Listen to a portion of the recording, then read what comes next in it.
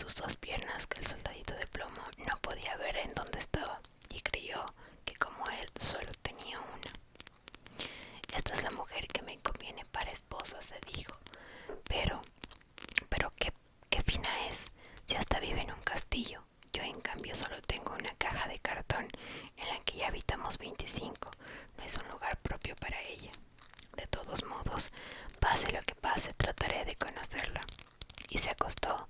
Cuán largo era detrás de una caja de tabaco que estaba sobre la mesa. Desde ahí podía mirar a la elegante damisela, que seguía parada sobre una sola pierna sin perder el equilibrio.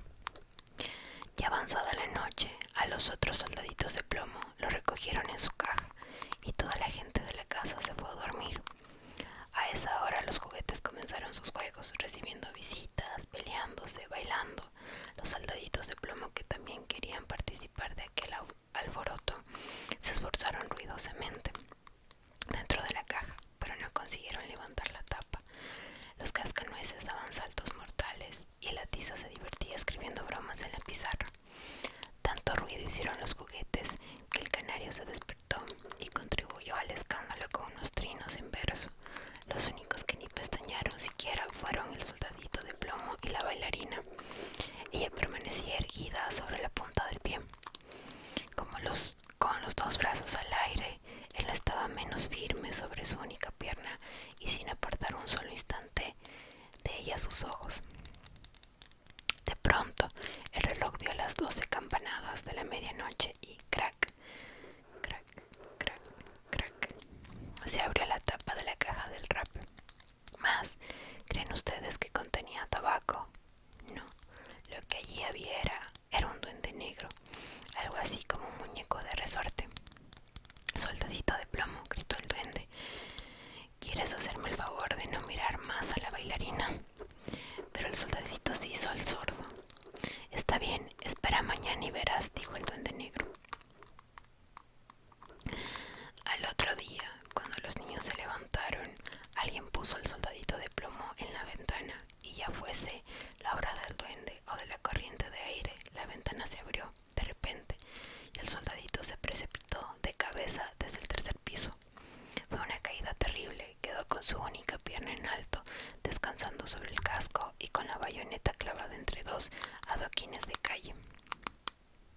La sirvienta del niño bajaron apresuradamente a buscarlo, pero aun cuando faltó poco para que lo aplastasen, no pudieron encontrarlo. Si el soldadito hubiera gritado, «Aquí estoy», lo habrían visto, pero él creyó que no estaba bien dar gritos, porque vestía uniforme militar.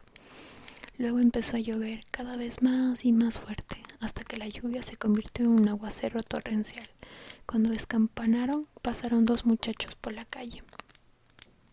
«¡Qué suerte!», exclamó uno. Aquí hay un soldadito de plomo. Vamos a hacerlo navegar».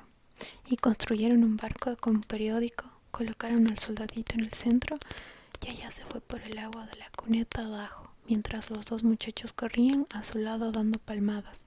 ¡Santo cielo! Cómo se arremolinaban las olas de la cuneta y qué corriente tan fuerte había. Bueno, después de todo ya había caído un buen remojón. El barquito de papel saltaba arriba y abajo, y a veces giraba con tanta rapidez que el soldadito sentía vértigos, pero continuaba firme y sin mover músculo, mirando hacia adelante, siempre con el fusil al hombro. De buenas a primeras, el barquichuelo se adentró por una ancla, tan oscura como su propia caja de cartón. «Me gustaría saber a dónde iré a parar», pensó. «Apostaría a que el duende tiene la culpa. Si al menos la pequeña bailarina estuviera aquí en el bote conmigo, no me importaría que esto fuese 2 veces más oscuro». Precipitadamente en este momento apareció una enorme rata que vivía en el túnel de la alcantarilla. «¿Dónde está tu pasaporte?», preguntó la rata. «A ver, enséñame tu pasaporte». Pero el soldadito de plomo no respondió una palabra, sino que apretó su fusil con más fuerza que nunca.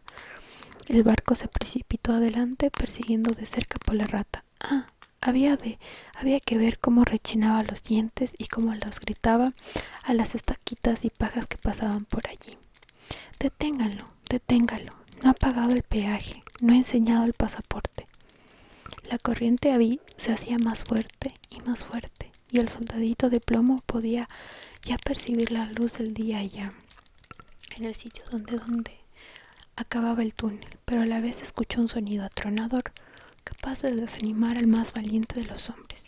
Imagínense ustedes, justamente donde terminaba la alcantarilla, el agua se precipitaba en un inmenso canal. Aquello estaba tan peligroso para el soldadito de plomo como para nosotros el arriesgarnos en un bote por la gigantesca catarata. Por entonces estaba ya tan cerca que no logró detenerse y el barco se abalanzó al canal. El pobre soldadito de plomo se mantuvo tan derecho como pudo. Nadie diría nunca de él que había pestañeado siquiera. El barco dio 2 o 3 vueltas y se llenó de agua hasta los bordes, que se hallaban a punto de zozobrar. El soldadito tenía ya el agua al cuello. El barquito se hundía más y más. El papel de tan empapado comenzaba a deshacerse. El agua se iba cerrando sobre la cabeza del soldadito de plomo. Y este pensó en la linda bailarina, a la que no vería más, y una antigua canción resonó en sus oídos. Adelante, guerrero valiente, adelante te aguarda la muerte. En ese momento, el papel acabó de deshacerse en pedazos y el soldadito se hundió, solo para que, al instante, un gran pez se lo tragara. ¡Oh! ¿Y qué oscuridad había allá adentro? Era peor aún que el túnel y terriblemente incómodo por lo estrecho, pero el soldadito de plomo se mantuvo firme, siempre con el fusil al hombro, aunque estaba tendido cuán largo era. Súbitamente el pez se agüitó, haciendo las más extrañas contorsiones y dando vueltas terribles. Por fin quedó inmóvil. Al poco rato, un haz de luz que parecía un relámpago lo atravesó. Todo brilló de nuevo a la luz del día y se oyó que alguien gritaba: «¡Un soldadito de plomo!».